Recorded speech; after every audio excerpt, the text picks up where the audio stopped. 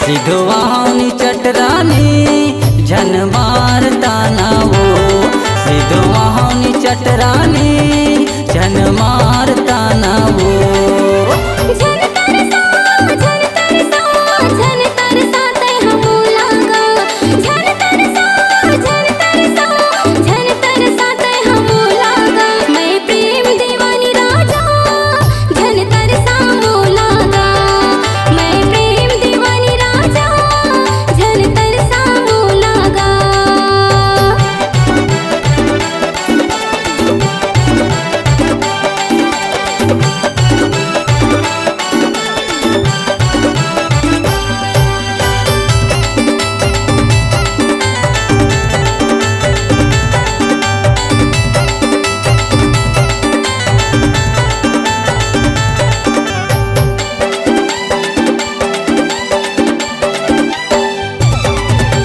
अपन पर होबे रूप के रानी मोर पर कुंदरू करेला वो, बीच रास्ता में रोक के झन सुनाए करता ना वो।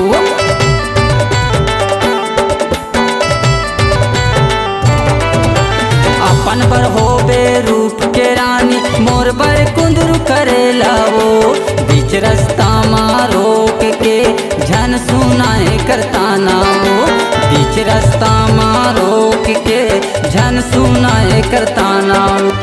झन गड़िया मोर बर तहानी हतलाओ, झन गड़िया तहा मोर बर नी हतलाओ।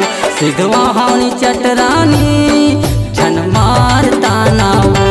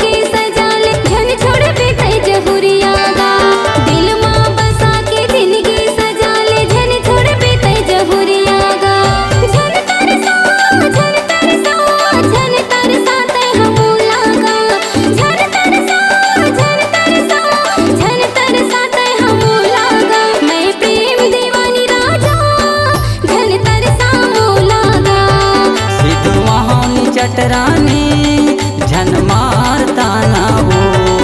मैं प्रेम दीवानी राजा झन तरसा मोला गा। सिद्धवानी चटरानी झन मारता ना वो है। मैं सिंगर रतनलाल कुंभलवार। हमारा ये वीडियो अच्छा लगा तो इसे लाइक शेयर करें।